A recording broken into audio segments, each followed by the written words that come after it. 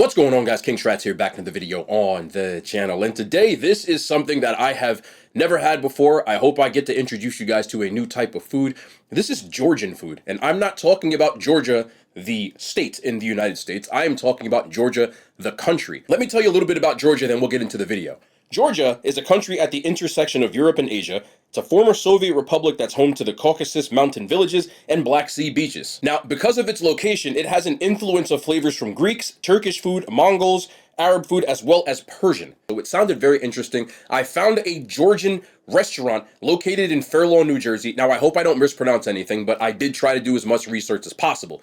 It is called Shoti Bread House. It has a 4.8 on Google and a 4.5 on Yelp. Some of the food, the influences I can see, but I have never had any of this food, so I hope I don't mispronounce anything as I've stated before, but we're going to give it our best shot. We're going to try everything. We're going to rate everything, but of course, I'm going to keep an open mind because I've never tried any of this. This dish is called Khachapuri. Now, specifically, this one is called, I really hope I don't mispronounce this, I'm trying, Acharuli, which apparently comes from a specific region of Georgia called Ajara, which gives you this type of khachapuri. So traditionally, it has cheese, eggs, and butter on the inside of this boat. Now, I don't know how the heck... Oh, that's dripping all on your face. I wanted to show y'all this, but it ain't going to pop off like that. So there you go. I don't know how to show you guys this. I guess I'll just kind of... Like, do you rip this? I'm going to... You know what I'm going to do? Oh. All right.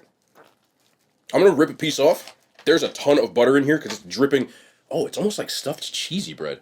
But I want to get some of this egg and stuff in here as well. All right, let's give this a shot.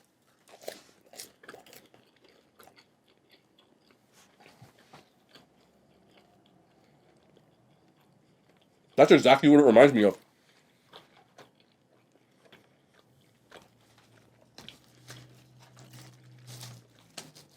Let me get another bite in here. So they did melt this cheese off really nice. It's super rich because there's butter and a ton of cheese in here. Now I'm just going to kind of grab in the boat. Like, I don't know if I'm eating this correctly, but you just go with your instincts.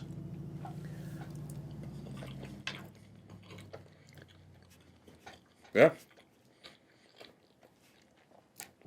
That's good.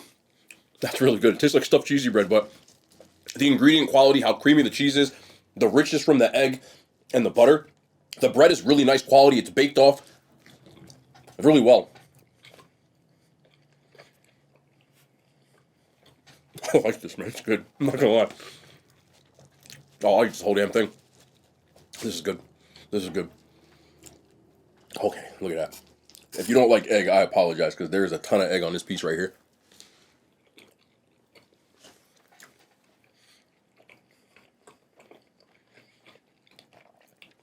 It's good, man. Super creamy, super rich, good bread.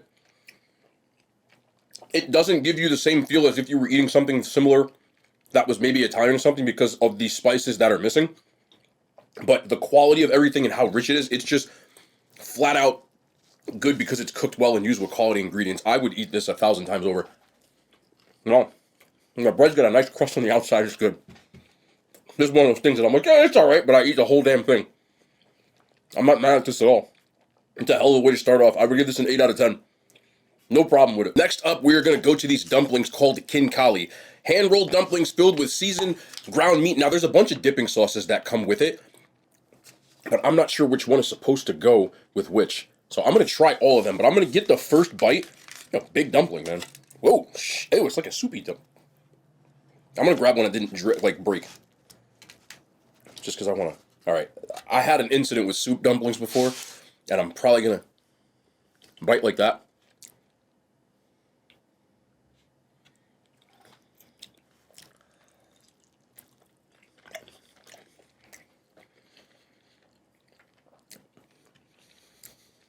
Georgia. Oh, okay. Okay. That's like a soup dumpling. The inside has a broth that is nice concentrated flavor, and the ground beef has a good amount of like a seasoning blend. This legitimately gives you the same vibe that if I was eating Chinese food, but with a little bit of a twist to it.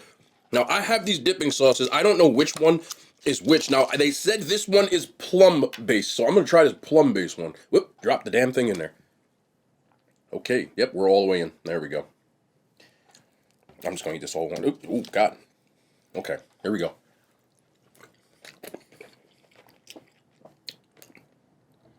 You can see the influence. You can taste it. Excuse me. It's a plum base, right? So it's a little sweet, but it has vinegar as well. So it's kind of vinegary. And it pairs well with the dumpling, believe it or not. I guess I should try all of these. Why not? I don't know which one. I think these might be two of the same. I know the other ones are tomato-based, and there's a spicy one and a non-spicy one. But we shall find out. I'm going to go with this one. It looks like the spicy version. I cannot tell. But let's just kind of... Okay.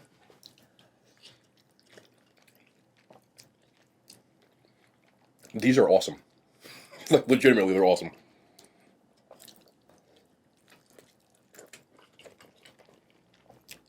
There are red pepper flake in here.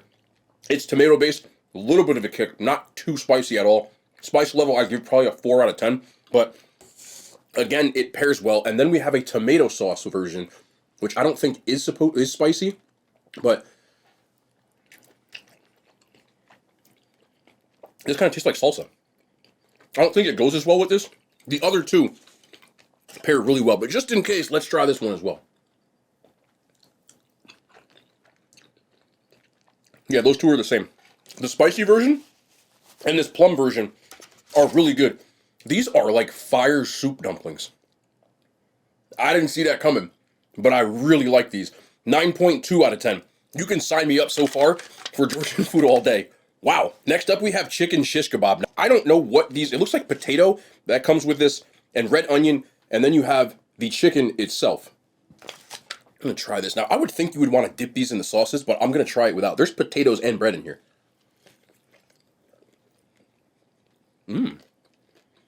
Nice little flame broiled taste. A little bit of spices. Definitely feel the Turkish, Middle Eastern influence on this. The chicken is still pretty tender. Large chunks. You got to dip this, though. I'm going to go in this plum style. I don't know what the plum is, but... Yeah. Yeah.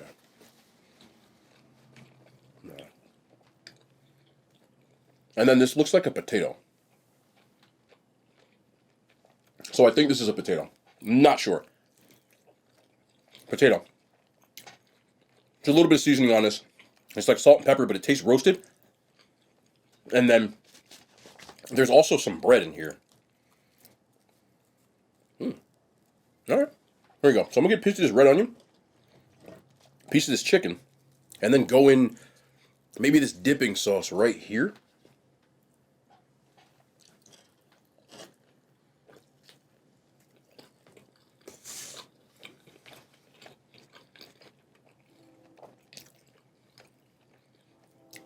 I got a problem with this. The biggest difference between when I eat Middle Eastern food as compared to this is what it's served with, which is the potatoes and the bread. I would guess because a lot of Eastern European into Russian countries don't usually eat rice. They eat more potatoes and other starches, such as bread, than anything. But, damn, that's why you clean your tables, folks. The influence is definitely there. I like this plum sauce. I would give it a 7.8 out of 10. I still find it enjoyable, but just compared to that, that just set the bar in a whole other region.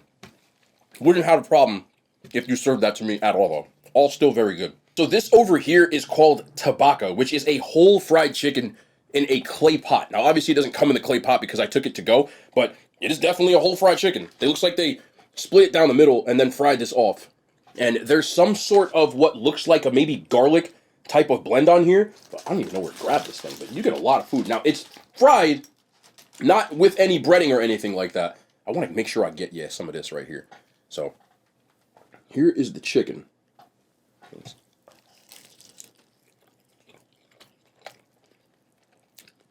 It's really juicy.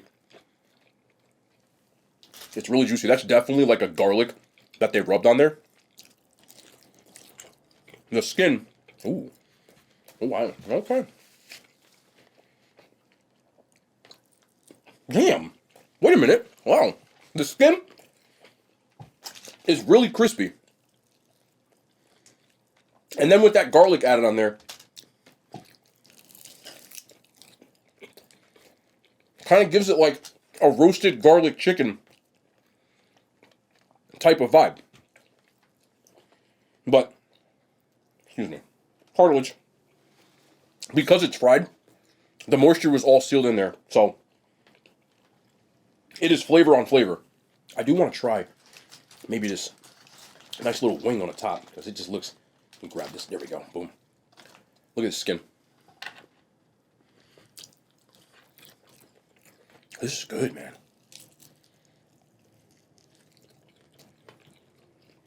Yeah, very garlicky. I love garlic. Wow. 100% did not see this.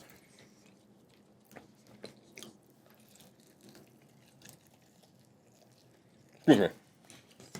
Did not see this coming as far as the flavor profile until I researched it, because I was going in blind. But the influences from all these different types of food just really, excuse me. Now see, I can't stop eating this damn thing. Gotta at least get this drum.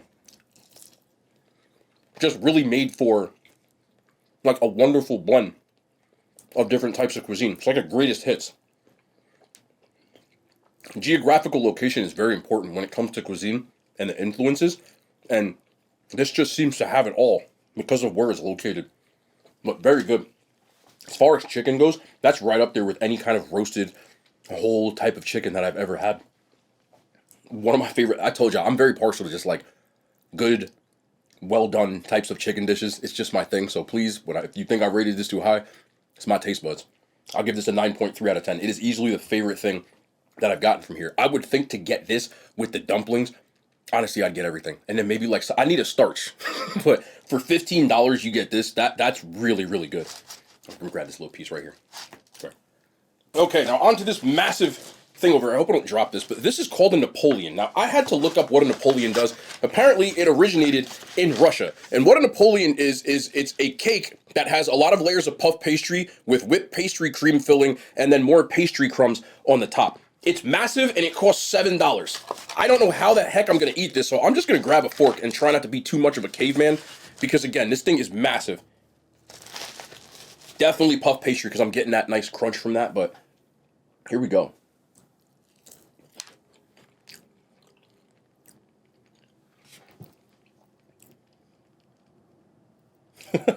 Wow. Okay. Okay. That's dangerous, man. Holy sh... Oh, that's good. Hold on. Hold on.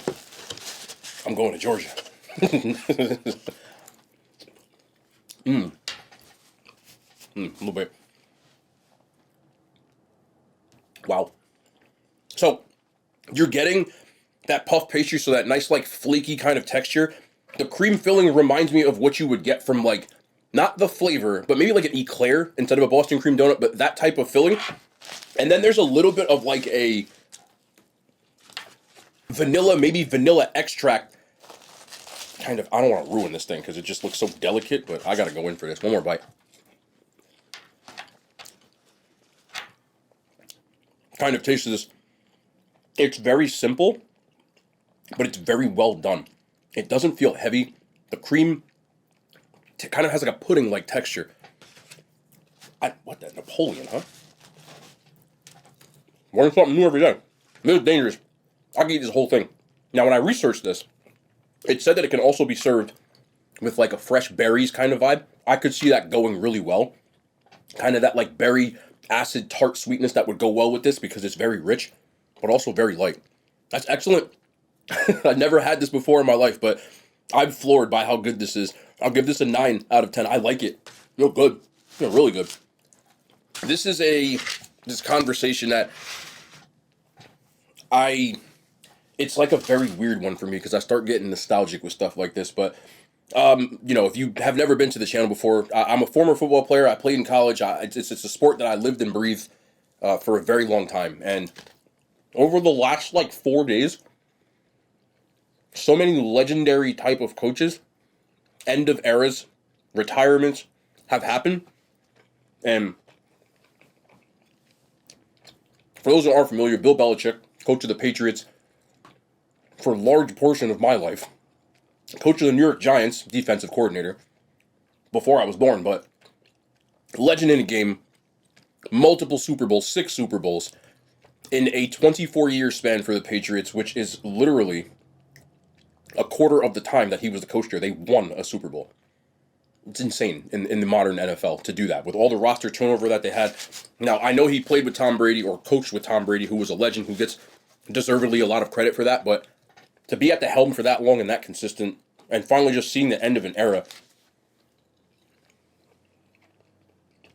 Now, supposedly he's not done coaching, but it's something that, like, seeing it kind of just makes me sad, because it's like when things, the one thing that's certain in life is that everything comes to an end, and this is that for, you know, for all intents and purposes. Then you have Nick Saban, who was the head coach at the University of Alabama for the last, I believe, 17 years, if I'm not mistaken. I think he started in 2007. And he won 6 national championships as well in a 17-year span, in an era where it's not that easy to be that dominant. How do I know that? Because no coach has ever done it. There's been coaches that have come close, but they haven't done it quite to that level. He's actually won 7, because he won one in the early 2000s with LSU, which he also coached at. But he's retired. He's 72 years old. I think that it's really cool to see somebody who kind of can walk away, I guess, hopefully fulfilled, because, you know, his legacy is something that will live on for a very, very long time. When you start talking about brand names and coaches, you know, when people talk about guys like Bear Bryant and, you know, Curly Lambeau, and you get the idea, Bill Walsh, etc. Like, you can't mention some of these all-time great coaches of any sport now without mentioning Nick Saban, and that's just awesome to see that someone can leave behind that type of legacy. I can't speak on behalf of everybody, but I feel like I also want to give mention to Pete Carroll, coach of the Seattle Seahawks, legendary. I wanted to play for Pete Carroll. Not a joke. He was a coach at USC when I was younger, and I just was a big fan of that era of Reggie Bush and Matt Leinart growing up, and wanting to be. I want to be a part of that. Like, not joking. If I wanted to play anywhere when I was a kid, it was SC. I just thought it was cool. Hollywood, Snoop Dogg, Will Ferrell. You get the idea.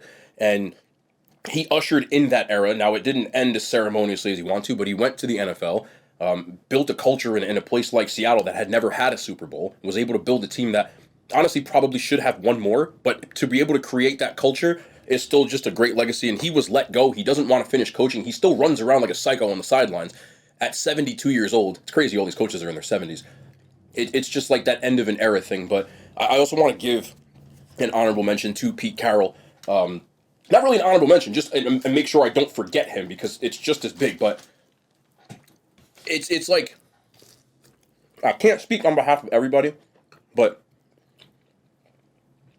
when it comes to a part of being, again, I'm a man, so I'm speaking on behalf of being a man. One of the biggest things that I feel is important before you leave this world is to leave a legacy. Now, there's everlasting legacies like Roman Empire and Julius Caesar and, you know, Achilles. People still, I mean, Achilles' tendon came from Achilles. But, again, you get what I'm saying. All that you have left when you leave is your legacy. What did you leave behind?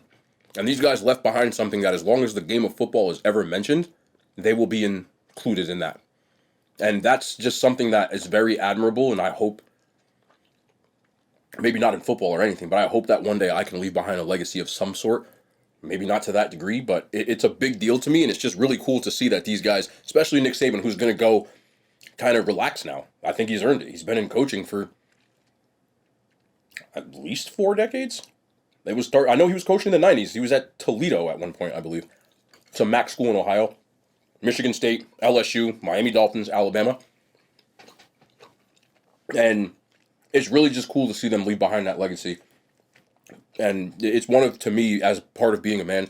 Now, part of a legacy also, I believe, is your family. Hopefully your children, if you have them. That can be a legacy that you leave behind, that hopefully your children are doing better than you. I know that one day if I have children, I want my children to be in a better position even than I was. I was put in a better position when I personally, like, I know I had a better upbringing than my own parents. Not to say they didn't, but there are things that I feel that knowing how they grew up, they helped me become and grow up better than them. They wanted what was better for me than them. And now I feel the same way. And that legacy thing is a big deal, you know, and it's something that just kind of listening to these retirement speeches from these guys. There's also been multiple YouTubers over the last like week or so that are walking away because they're exhausted. As a YouTuber now, I can tell you it is exhausting mentally, like being sharp. And I know people make fun of me because I make mistakes in videos or I do certain things, but it's very hard to stay sharp mentally, like 24/7. I know you only see that hour, but there's other things that go into it. You know, I'm learning about a new culture I've never seen before and trying not to screw anything up. And even with that, I don't mind it, but there's a lot of people that come from certain communities that they grew up in, and when I mispronounce things, they're like, "Oh, you screwed it up." And I'm like, you try your best, but it can be mentally exhausting to kind of feel like you have to be on your game all the time. And I'm just as guilty that I make mistakes. It happens. You know what I mean? And I tried to beat myself up over it, but I get it. You know, like there's a lot that goes on behind the scenes of a Nick Saban, even. You know, he's married. He's got a wife that's had to be there. And shout out to her for dealing with this because he spent many sleepless nights over the last 40 years. And she had to kind of hold everything else down and accept that. I know it's not easy for a woman to accept a guy with like ambitions and things. I think it's a lot of times women don't really understand that about men.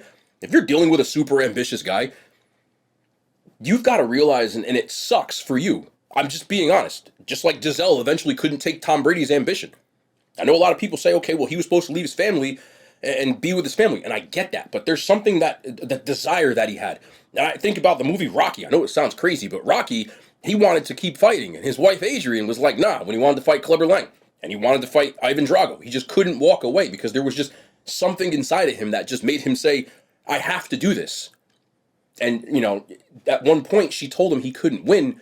And there was this whole thing. And I remember vividly, this is a kid I'm watching this, because I watched Rockies long before I was born, but Rocky as a kid was big for me. And he looked at her and he said, you know, that's what you married. It's true. And it's one of those things that it's a saying in Latin. I'm going to say it in English, but, you know, what nourishes me also destroys me. When you're super ambitious, I've been like this my whole life. It's like you get blinders on and tunnel vision and you start to kind of screw up personal relationships and things because you have all of these things that you want to accomplish and you feel like you don't have all the time in the world. And developing that balance is something that I know a lot of people, I'm not saying women don't either, I'm only speaking from my perspective, but men struggle with is how much is this and how much is that? If you have a family, like, are you going to slow down on that end or are you just going to go full speed ahead, everything, and then end up possibly burnt out? And I'm just seeing Nick Saban in particular was the person that when I watched him on the sidelines this year, as opposed to him 5, 6, 7, 8 years ago, he looked tired. Like he looked a little bit happier. He looked like he was kind of like realizing like, okay, this might be getting towards the end. He wasn't screaming as much. He still screamed, but not as much as he used to. He used to be like almost red on the sidelines the entire game. And for the first time ever this year, when I watched them play Michigan, he was kind of smiling.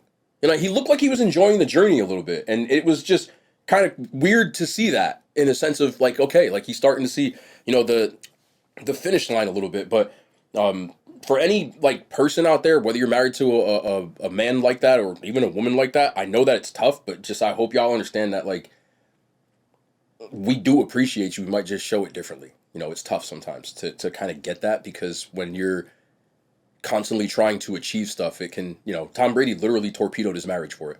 And I don't think he didn't love Giselle. I know a lot of people were giving him crap because he wouldn't walk away from the game.